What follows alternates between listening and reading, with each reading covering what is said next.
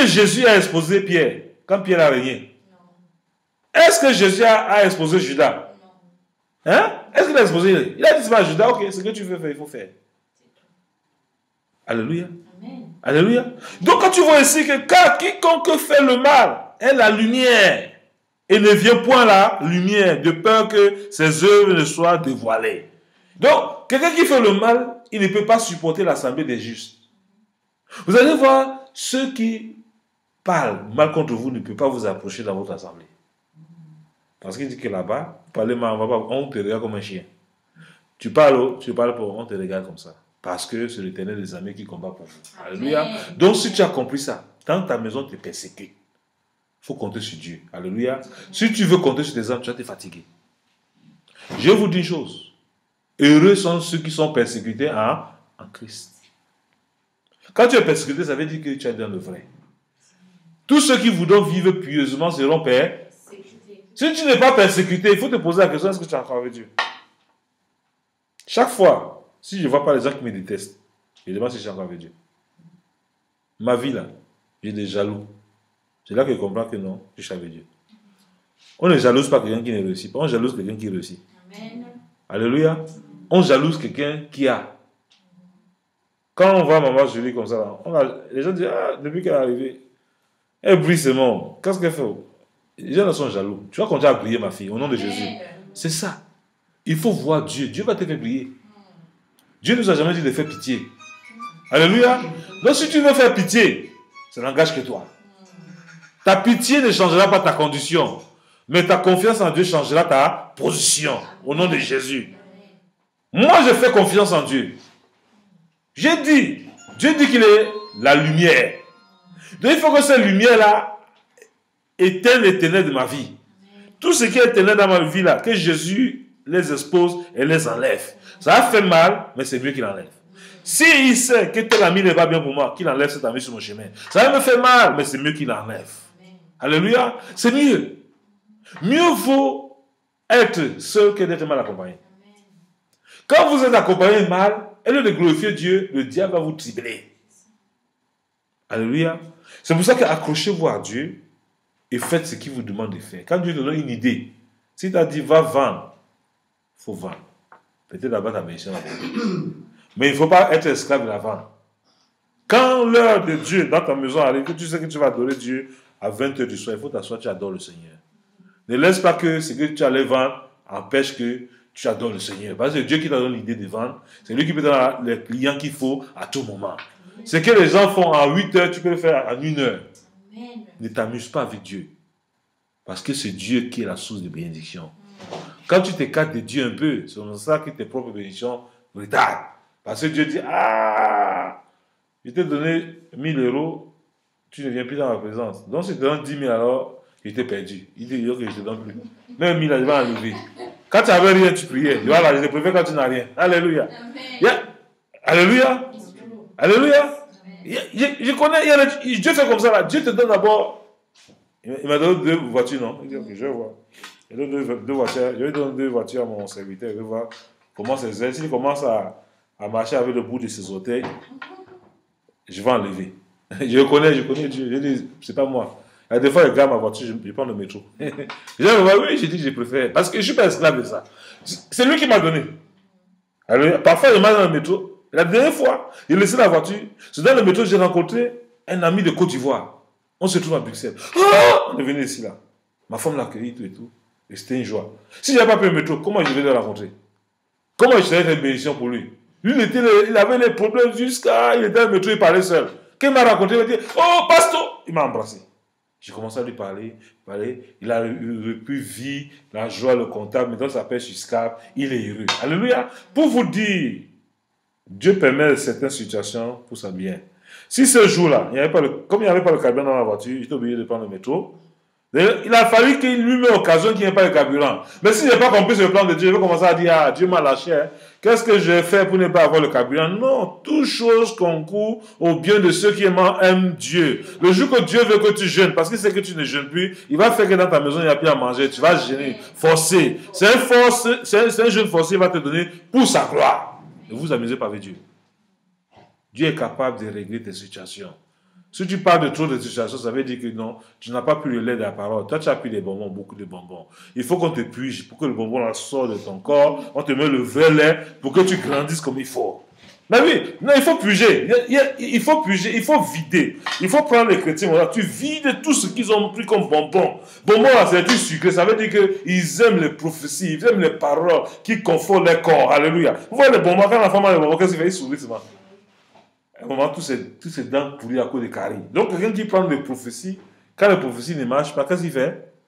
Il va laisser les prophéties qu'on a données pour chercher les prophéties ailleurs. Il va passer son temps à aller ramasser des caries. Donc, ce n'est pas étonnant, ce n'est pas d'aujourd'hui. Alléluia. Mais vous aimez les enfants. Vous tous, vous aimez les enfants. Pasteur Suzanne, mon enfant. Maman Patient, mon enfant. Maman Jean, mon enfant. Maman Évangile, mon enfant. Alléluia. Je vous dis des choses qu'il faut que je vous dise. Si tu n'as pas la parole de Dieu, tu es mort. Tu ne connais pas ton espérance, tu es mort. Donc il dit, quiconque croit en lui ne périt point. Donc Dieu va s'assurer, Pasteur Suzanne, que tu as les problèmes jusqu'à ce que tu ne vois pas la porte dessus. Il veut que tu lui fasses confiance. C'est là qu'il va commencer à trouver les portes. Amen. Si toi-même tu trouves les portes, ça veut dire que Dieu n'est pas Dieu. Il veut qu'il te confonde. Il veut que tu sois au milieu de ces problèmes-là, que tu aies la paix. Mais si tu commences à avoir les palpitations, ça veut dire que tu n'as pas pris le lait. Tu as mangé beaucoup de bonbons. Il faut te purger pour avoir confiance en Dieu. La confiance en Dieu démontre comment tu peux tenir à ses promesses. Il te dit ici, et c'est clair. Et quand je reviens sur le verset 16, c'est pour que nous comprenions la profondeur. Il dit, car Dieu a tant aimé le monde qu'il a donné son Fils unique afin que quiconque croit en lui ne périsse point, mais qu'il ait la vie éternelle. Dieu en effet n'a pas envoyé son Fils dans le monde pour qu'il juge le monde, mais que le monde soit sauvé par lui. Dieu ne t'a pas envoyé de juger quelqu'un. Donc si dans ta vie tu juges facilement, il faut te poser la question, est-ce que c'est le travail que Dieu t'a donné ou bien c'est le travail que toi-même tu veux imposer à Dieu? Chaque fois, quand Dieu te montre la faiblesse, par exemple, de l'évangéliste ou bien de Maman Jeanne, c'est pour prier pour elle. C'est pour demander à votre Père de la soutenir pour qu'elle ne chancelle pas. Mais ce n'est pas le moment d'appeler au téléphone. Dire, ah, tu as vu Maman Jeanne? Tu as vu Maman Évangéliste? Ah, non. C'est pas ce que Dieu nous demande. Alléluia. Nous devons changer notre manière de concevoir les choses. Arrêtons de juger. Nous allons nous repentir ce soir devant le Seigneur. C'est pas bon. La Bible dit que dans le livre de Romains 14, nous allons lire le livre de Romains chapitre 14. Romains 14, verset 2. Qu'est-ce que la Bible nous dit? Romains 14, verset 2, il est écrit. Toi, tel croit manger de tout, tel autre qui est faible ne mange que des légumes. Que celui qui mange ne méprise point celui qui ne mange pas, et que celui qui ne mange pas ne juge point celui qui mange, car Dieu l'a accueilli. Alléluia. Alors, Dieu te dit de ne pas juger. Mais nous passons notre temps à juger. Ça prouve notre maturité spirituelle n'est pas mature. Vous savez qu'après le lait, il y a la nourriture solide. Hein? Alléluia. Il y a les étapes. Quand tu as brûlé ces étapes-là, tu prends la nourriture solide sans prendre le lait. C'est un problème que tu mets dans ton corps. Il te dit, si l'autre dit qu'il ne mange pas ça là, et là tu manges ça là, mais il faut le supporter. Amen. Tu as à la maison quelqu'un qui ne veut pas manger ce que tu as préparé. Laisse-le, ne juge pas. Il dit, bah non, tu es un enfant de Dieu, tu ne manges pas. Non, ne le juge pas. Supporte-le. Dieu nous demande de nous supporter les uns les autres. C'est ta capacité de montrer ta maturité spirituelle. Si tu ne le fais pas, tu es mort. Dieu ne viendra pas faire ça à ta place. Moi, Dieu ne m'a pas demandé de juger quelqu'un. C'est pourquoi vous voyez votre papa, je suis assis. Même si j'entends que les gens parlent de moi, je ne vais pas appeler la personne pour parler, jamais. Je vais le laisser parler. Il va rencontrer mon Dieu sur son chemin. Pas mal, hein? Dieu va l'amener à la repentance. Alléluia. Parce que Dieu ne m'a pas envoyé en tant que serviteur pour maudire les gens. Alléluia. Dieu merci pour les pasteurs qui maudissent les gens facilement. Je ne sais pas si c'est un appel qu'ils ont eu, mais Dieu ne m'a pas dit de maudire quelqu'un. Alléluia. Dieu ne m'a pas demandé de maudire quelqu'un. Il m'a dit de bénir ceux qui me maudissent. Et ceux qui me maltraitent. Ceux qui me font de prier pour eux. Pour ceux qui me persécutent. Je vous encourage. Dis à ta soeur, prie pour ceux qui te persécutent. Alléluia. Bénis ceux qui te maudissent. C'est très important. Arrêtez de faire ce qui ne vous appartient pas. Tu as couché ton enfant. Il veut te maudire. Il faut le laisser. Alléluia. Il faut prier pour lui. Amen. Dieu ne t'a pas demandé de dormir mal. Non, il te dit, dépose. C'est un fardeau. Ce soir, dépose ton fardeau devant Dieu. Alléluia. Alléluia. Amen. Tes dettes veulent te tuer. Ils ne veulent pas que tu dormes. Tu dis, dette, tu me laisses dormir. Alléluia. Tu déposes au pied de Jésus. Alléluia. Vous avez vu Joseph. Il nous a montré sa preuve de maturité. La femme de Potiphar a voulu coucher avec lui. Il a laissé son manteau. Quand elle a dit que le gars voulait la violer, est-ce que lui il a discuté qu'il n'a pas violé? Il n'a rien dit. Il a fermé ça. Il a laissé Dieu combattre pour lui. Il allait faire 26 ans en prison. Après 26 ans, il est sorti. Ça l'a empêché d'être Premier ministre? Non. Alors, qu'est-ce que vous voulez? Vous êtes en liberté et vous corrompre et vous voulez que Dieu vous bénisse comment? Peut-être Dieu veut que tu passes en prison, mais pour qu'il t'élève. Et vous croyez que la prison c'est terminus? Les gens vont se moquer, les gens se sont moqués, oui. Il disait qu'il est béni à la cour de Potiphar, le voilà en prison. Il est resté en prison, Dieu l'a levé de la prison. Vous êtes ici. Petit problème comme ça là, non. Le réseau est brouillé. C'est tout le monde qui m'entend que vous vivez. Mais vous montrez votre faiblesse, votre peu de maturité. Grandissez un peu. Arrêtez d'être des enfants au lait. Aux enfants qui mangent que des bonbons. Grandissez.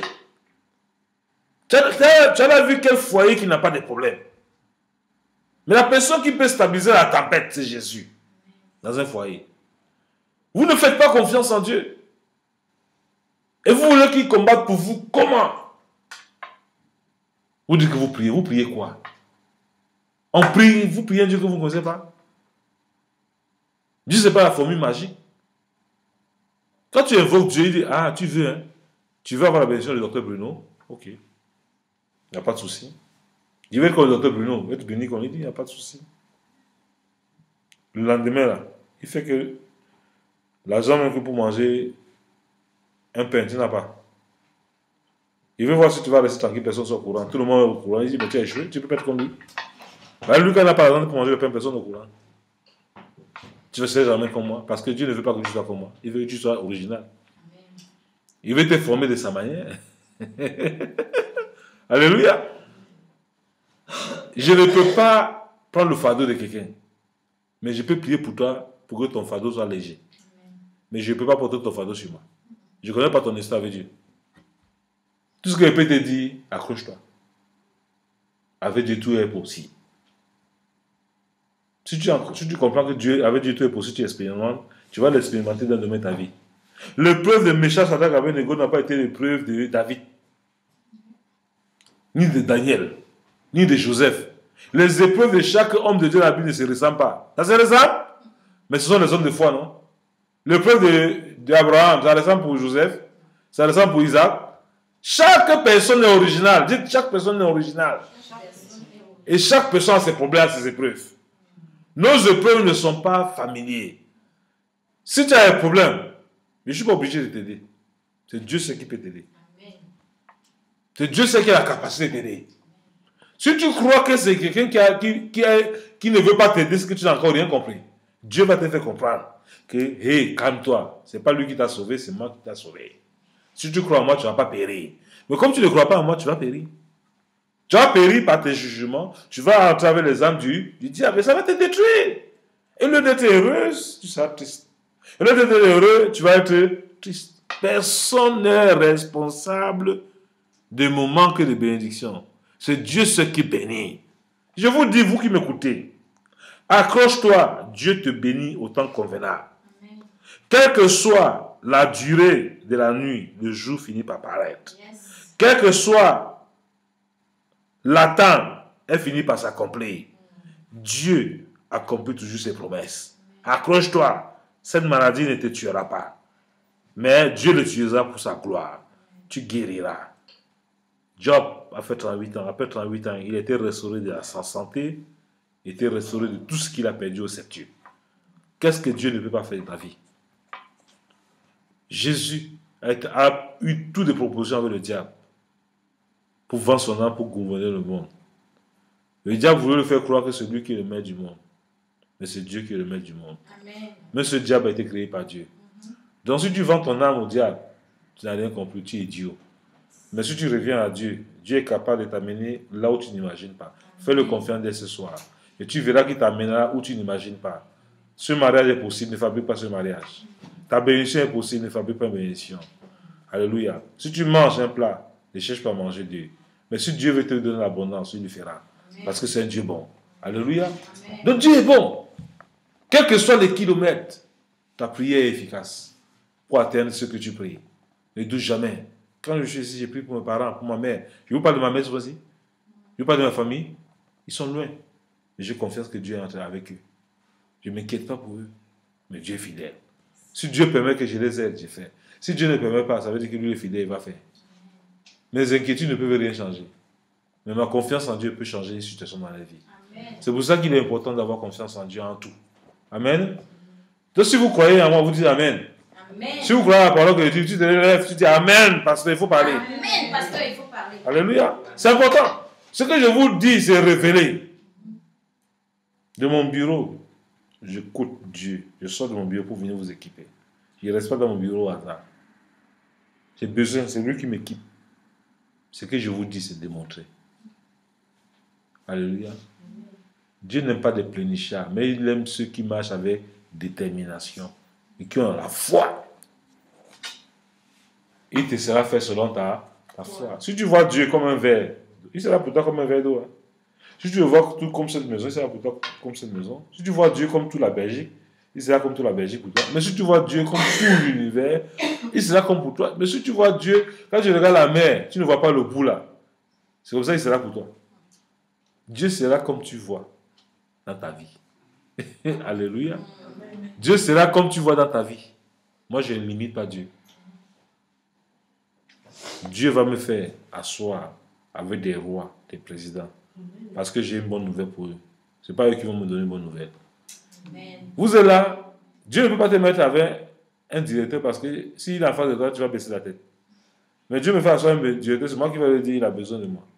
Parce que ce qui est en moi, c'est Dieu. Ce qui est en lui, là, c'est le monde. Pour que Dieu puisse t'amener, il faut qu'il t'équipe.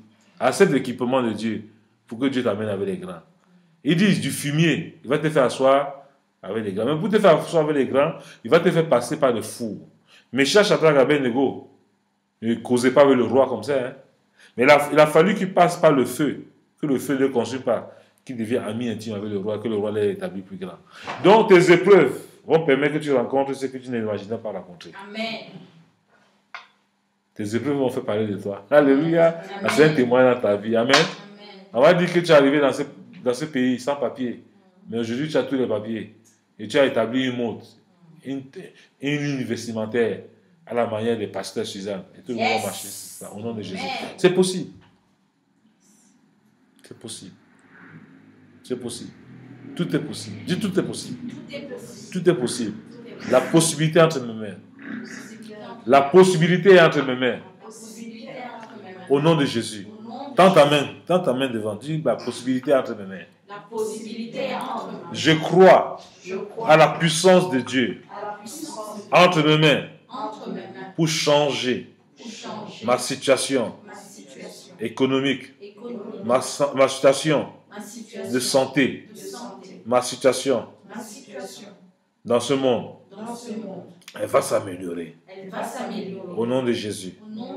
Jésus en moi est la victoire. Je refuse la défaite. La victoire est ma portion. Quel que soit le prix que je traverse, je vais payer pour ma victoire. Au nom de Jésus. Amen. Donc, ce que je vais vous dire, Dieu va permettre que tu sois ici, que tu sois critiqué. Il faut dire, Seigneur, je te bénis, personne ne me critique à ton nom. On va te jeter les pierres. Il faut dire, Seigneur, merci, personne ne me jette les pierres à cause de ton nom. Si tu te plains, tu n'as encore rien compris. Quand tu te plains, tu es un mauvais ouvrier de l'instant. C'est le moi. Chaque fois que tu en es de plaindre, il faut... Quand tu commences à taper ta partie, moi, à moi tu fais ça, moi, tu es un mauvais ouvrier, tu n'es pas un bon chrétien. Un bon chrétien doit être incompris. Dites après moi, un bon chrétien doit être incompris. Un bon chrétien doit être incompris. Incompris. Incompris. Par tout le monde. Par tout le monde. Même par ses propres enfants, tu vas être incompris. Parce que parfois, c'est que tu vas commencer à voir que Dieu peut faire avec toi. Si tu partages avec quelqu'un, il va tuer la vision qu'il a. C'est pour ça que ce n'est pas toute la vision qui est bon à parler. Quand pasteur Jésus a sa vision, parfois qu'elle partage, je veux faire, je l'encourage. Parce que, quand elle dit je veux faire, Dieu est avec elle. Mais toi, au lieu d'utiliser les âmes de Dieu pour dire, c'est possible. Tu commences à dire, ah, est-ce que tu peux? La négation de négativité, c'est le diable qui décourage. Donc, si tu ne peux pas encourager, tu fermes ta bouche. Dis à ton frère, si tu ne peux pas encourager, ferme ta bouche. Tu ne peux pas encourager. Ne détruis pas la sémence de quelqu'un. Tu vois, la sémence, là, la sémence, c'est comme si quelqu'un était enceinte. La personne vient t'annoncer, ah, je suis enceinte d'un mois. Tu dis, hey, toi, tu es enceinte d'un mois, tu vas tenir. La personne va avoir peur, douter, mais l'enfant part. Donc, vous faites des gens à voter les visions tous les jours. Arrêtez de faire voter la vision des gens. Alléluia. Une vision est une naissance. Une vision est une naissance. Une vision est une naissance. Alléluia. Quand tu es enceinte là, il faut attendre 3 mois, 5 mois avant de partager. Quand tu attends 5 mois, c'est que l'enfant s'est bien formé. C'est-à-dire quand ta vision, tu as bien écrit, c'est calé, tout et tout, que les gens parlent ou ils ne parlent pas, tu vas faire là, c'est là qu'il faut parler aux gens. Au nom de Jésus. Ce que tu veux faire dans la vie là, quand ça n'a pas encore sorti dans l'embryon, ne parle pas. On va t'avorter. Il y a des gens qui sont champions pour avorter les gens. Amen. Tu dis, je vais faire ça, je vais faire ça. Ta soeur qui est à côté, elle est jalouse, elle sait qu'elle ne peut pas faire, elle commence à te maudire. Elle te jette les paroles. Oui, tu avais dit, je vais faire ça. Tu n'as pas encore commencé. Elle t'appelle comme si elle était contente. Hé, évangéliste, tu n'as pas encore commencé ce que tu m'as dit là? Non, je n'ai pas encore commencé, c'est dur. Ah, c'est vraiment dur. Elle t'appuie encore, tu vas échouer. Ce que tu veux commencer, tu mûris d'abord bien. Tu cimentes. Ce que tu es solide sur l'affaire. Là, tu parles. Là, tu parles. Tu as déjà le bouclier autour de toi, au nom de Jésus. Amen. Alléluia. Donc, Dieu nous bénisse ce soir. C'était un temps de partage très important. C'était un moment d'exhortation pour la gloire du Seigneur. Pour vous encourager.